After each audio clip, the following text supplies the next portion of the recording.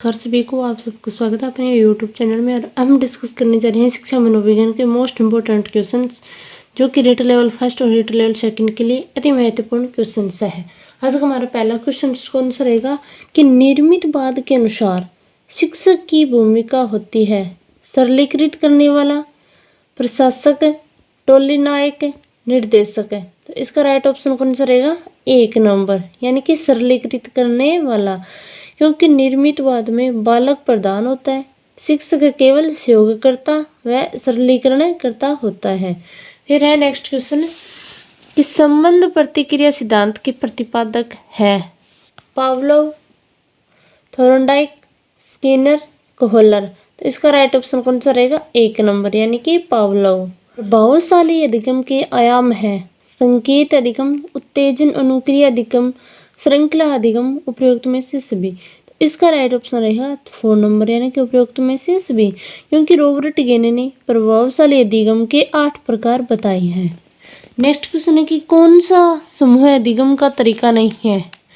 प्रयोजना विधि, परिचर्या विधि, विचार समिति, अभिक्रमित अधिगम। तो इसका राइट ऑप्शन रहेगा 4 नंबर, यानी कि अभिक्रमित अधिगम है वो क्या कि समूह अधिगम का तरीका नहीं है। अभिक्रमित अन्वेषण एक ऐसा अधिगम है जहां बालक व्यक्तिगत गति से वह अपने आप से मूल्यांकन करते हुए अपने पुनर्बलन देते हुए सीखता है। आदतें, ज्ञान और अभिवृत्तियों को अर्जित करने की प्रक्रिया ही सीखना है। यह कथन किसका है? Kingsley, Gates, Crow and Crow व क्रोनवेक। तो इसका राइट ऑप्शन रहेगा 3 नंबर, यानी कि क्रो एंड क्रो का। फिर नेक्स्ट क्वेश्चन है कि अधिगम का सर्वाधिक उपयुक्त उद्देश्य है व्यक्तिगत समायोजन, व्यवहार का रूपांतरण, सामाजिक व राजनीतिक चेतना, अपने को रोजगार के लिए तैयार करना। तो इसका राइट ऑप्शन रहेगा 2 नंबर, यानी कि व्यवहार का रूपांतरण अधिगम का सर्वाधिक उपयुक्त उद्देश्य है। निम्न में कौन सा सीखने की प्रक्रिया का परिणाम नहीं है? अभिवृत्ति, संकल्पना, ज्ञान, परिपक्वता। इसका राइट ऑप्शन रहेगा परिपक्वता। कौन सा? 4 नंबर, यानी कि परिपक्वता स्वतः चलने वाली प्रक्रिया है, जबकि अधिगम नियोजित प्रक्रिया है। संकेत अधिगम के अंतर्गत सीखा जाता है पारंपरिक अनुकूलन, मनोविज्ञान, वातावरण, मनोदैहिक। इसका राइट ऑप्शन रहेगा 1 नंबर, यानी कि पारंपरिक अनुकूलन।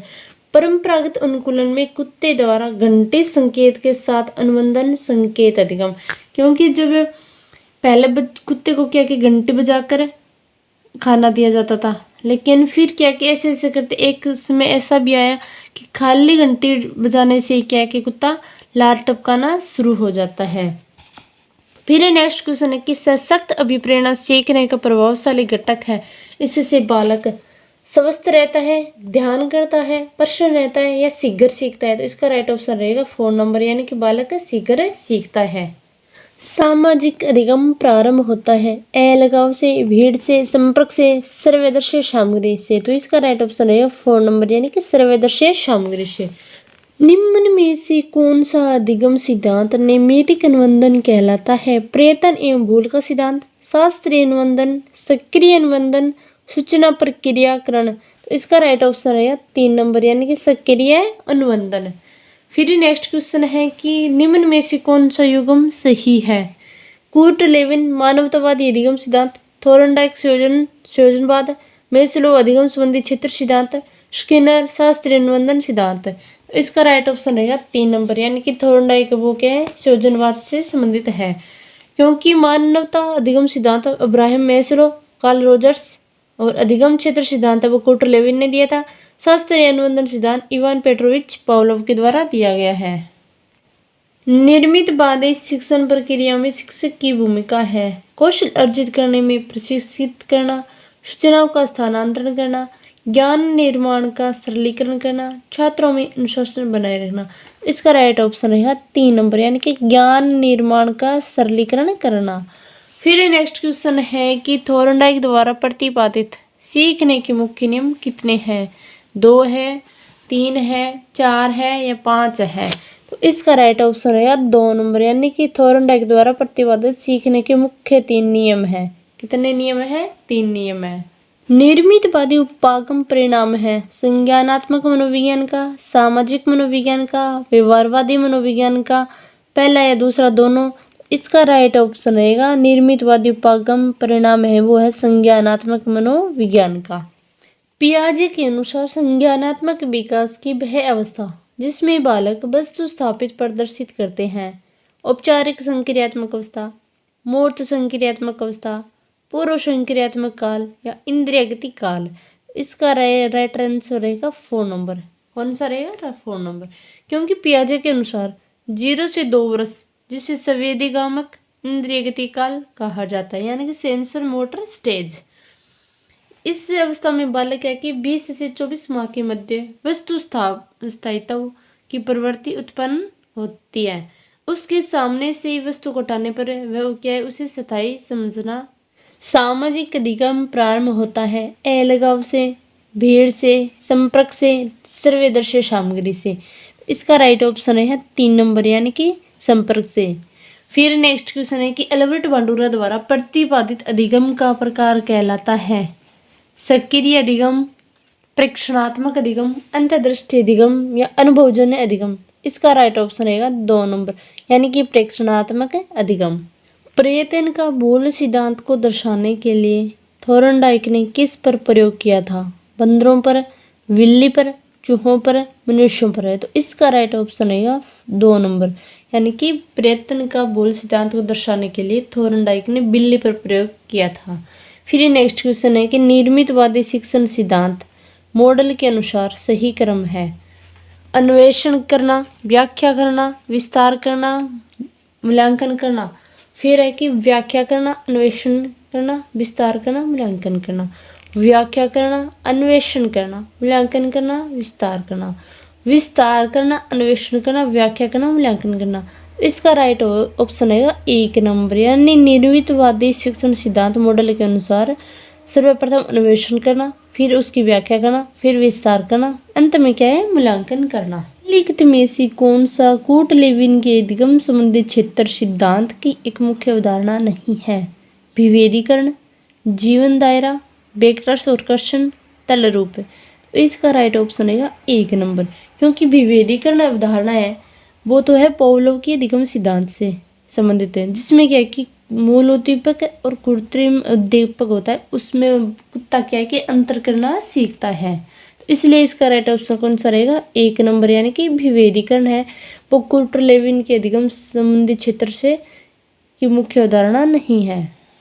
पावलोव के प्रयोग में कुत्ते का घंटे बजने पर लार आने की क्रिया कहलाती है स्वाभाविक अनुक्रिया, प्राकृतिक अनुक्रिया, संबंध अनुक्रिया, संबंध उद्दीपक।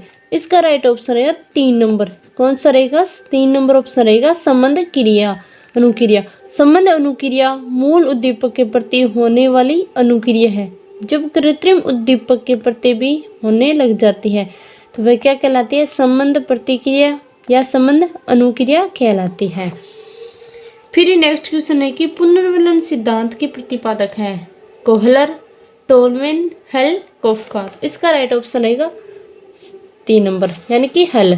थॉर्नडाइक के अधिगम सिद्धांत है अभ्यास का नियम, तत्परता का नियम, प्रभाव का नियम, उपयुक्त में से सभी। तो थॉर्नडाइक द्वारा मुख्य तीनों नियम है वो दिए गए हैं तो इसका राइट ऑप्शन रहेगा उपयुक्त में से सभी। नेक्स्ट क्वेश्चन है कि रॉबर्ट गेने के अनुसार निम्न में से कौन सा अधिगम का प्रकार नहीं है? अंतर्दृष्टि अधिगम, संकेत अधिगम, प्रत्येक अधिगम, उद्दीपक अनुक्रिया अधिगम। इसका राइट ऑप्शन रहेगा 1 नंबर यानी अंतर्दृष्टि सिद्धांत। वो किसका है? गेस्टाल्ट सिद्धांत है। किन्होंने दिया? कोहलर, कोफ्ता और मैक्स वर्दिमर के द्वारा दिया गया सिद्धांत है। परंपरागत संबंधता का सिद्धांत किसने प्रतिपादित किया? पावलोव ने, एल्बर्ट बांडुरा ने, स्किनर ने, उपयुक्त में से कोई नहीं। तो इसका राइट ऑप्शन रहेगा 1 नंबर यानी कि पावलोव ने परंपरागत संबंधता का सिद्धांत प्रतिपादित किया था। फिर नेक्स्ट क्वेश्चन है कि संकेत अधिगम में जो गेने के सीखने के को सामान्यतः जाना जाता है वो कौन सा होगा? साहचर्य अधिगम, उद्दीपन अनुक्रिया अधिगम, श्रृंखला अधिगम, परंपरागत संबद्धता अधिगम। इसका राइट ऑप्शन रहेगा 4 नंबर परंपरागत संबद्धता अधिगम। संकेत अधिगम कुत्ते द्वारा घंटी, संकेत के द्वारा लार टपकाना यह क्या है कि आईपी पावलोव के सिद्धांत से संबंधित है। किसके सिद्धांत से संबंधित है? कि आईपी पावलोव सिद्धांत से संबंधित है। रॉबर्ट गेने ने अधिगम की कितनी परिस्थितियां बताई हैं? 5, 7, 8, 6। तो इसका राइट ऑप्शन रहेगा 3 नंबर, यानी कि 8 परिस्थितियां बताई है रॉबर्ट गेने ने अपने अधिगम सिद्धांत में। आज का सेशन कैसा लगा? अच्छा लगा तो वीडियो को ज़्यादा से ज़्यादा शेयर करना। अगर आप चैनल पर नए हो तो चैनल को जरूर सब्सक्राइब करना। धन्यवाद सभी को। राधा स्वामी।